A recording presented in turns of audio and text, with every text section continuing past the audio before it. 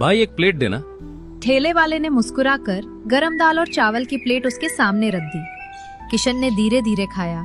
स्वाद सरल था लेकिन दिल भरने वाला। उसने पूछा, भाई तुम इतनी सस्ती प्लेट कैसे बेच लेते हो?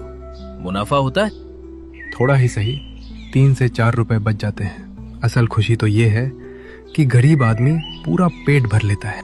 ये सुनते ही किशन की आंखों में चमक दौड़ गई। बस ऐसे ही करूँ मैं शुरुआत। वो जल्दी जल्दी दौड़ते हुए अपने दोस्त मोहन के घर पहुंचा। मोहन, तुम्हारा पुराना ठेला है अभी? मोहन चकित हुआ। हाँ है, पर क्यों? मुझे चाहिए, मीरा का सपना पूरा करना है। मोहन ने बिना सवाल किए ठेला दे दिया। किशन ठेला लेकर घर लौटा। शांति चूल्हे के पास बैठी थी। शांति, मुझे एक रास्ता मिल गया। हम पहले ठेले से शुरुआत करेंगे। पर खाना कैसे सस्ता बनेगा? सरकार से जो राशन मिलता है उससे ज्यादा मात्रा में नियमित खरीदेंगे। दाल, चावल, रोटी, बस साधारण पर पेट भरने वाला खाना। और तुम कितने रुपए में बेचोगे एक प्लेट? बस 20 रुपए में, केवल 20 में पेट भर के खाना। शांति की आंखों में खुशी और गर्व चमक उठा। 20 रुपए में तो हर गरीब खा सकेगा और मीरा का सपना भी जिंदा रहेगा। हाँ, कल से हमारा ठेला लगेगा।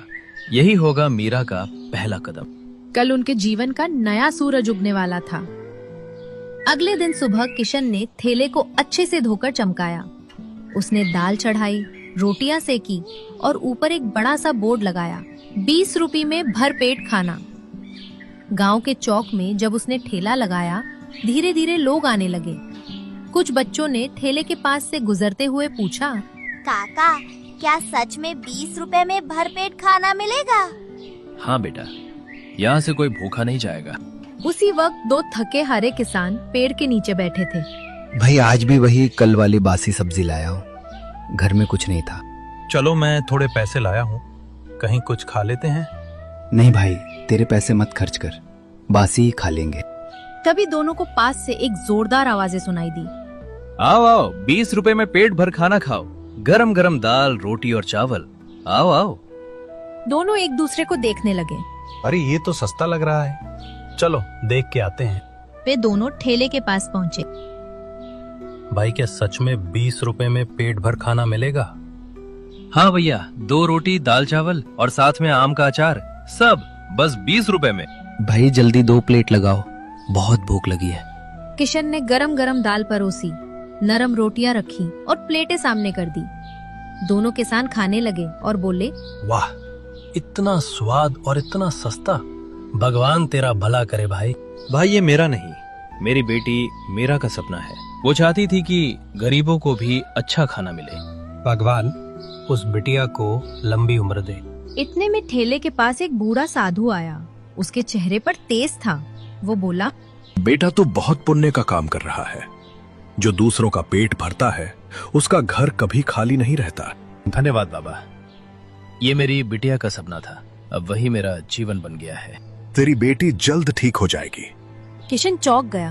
आपको मीरा के बारे में कैसे पता बाबा? जिसका मन सच्चा हो उसकी बात भगवान तक पहुंचती है बेटा। ये कहकर वे धीरे धीरे वहाँ से चले गए। किशन देर तक सोचता रहा। उन्हें कैसे पता चला कि मीरा बीमार है? शाम तक उसके ठेले पर भीड़ लगी रही।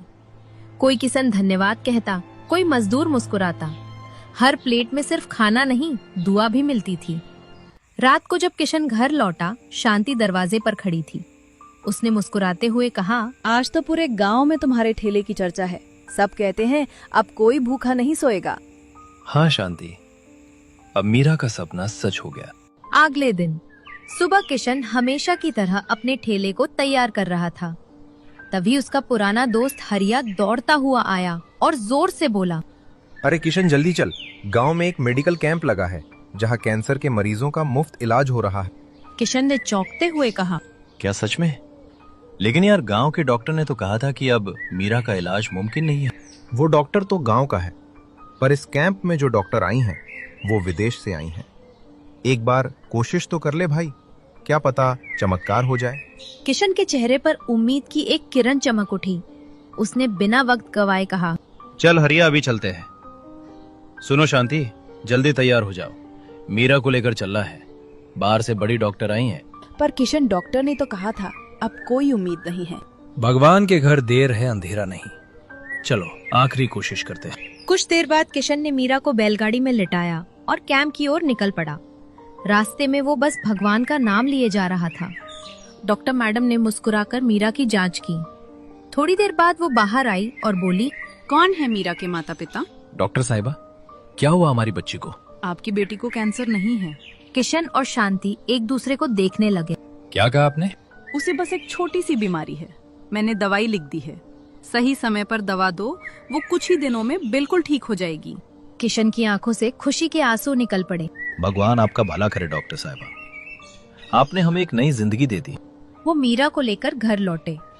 शांति खुशी से बोली, सुनो जी, देखो ना, भगवान ने हमारी सुन ली। भगवान के घर देर है, अंधेर नहीं। मीरा को अब होश आ गया था। उसने धीमी आवाज में कहा, पापा क्या हुआ था मुझे? अब सब ठीक है बेटा, और हाँ, तुम्हारे लिए एक सरप्राइज भी है। क्या है पापा? कल सुबह देख लेना। अब दवा खाओ और आराम करो। अगली सुबह जैसे ही मीरा जागी, उसने कहा, पापा मेरा सरप्राइज कहाँ है? चलो बाहर दिखाता हूँ। मीरा जब बाहर आई तो सामने चमकता हुआ ठेला खड़ा था। उस पर लिखा था 20 रुपए में भर पेट खाना। मीरा की आंखें चमक उठी। वो खुशी से चिल्लाई, पापा आपने मेरा सपना सच कर दिया। हाँ बेटा, अब कोई गरीब भूखा नहीं रहेगा। पापा अब मैं भी आपके साथ ठेले पर चलूंगी। मैं भी सबको खाना परोसूंगी। इस तरह मीरा का सपना सच हुआ और वही सपना पूरे गांव की उम्मीद बन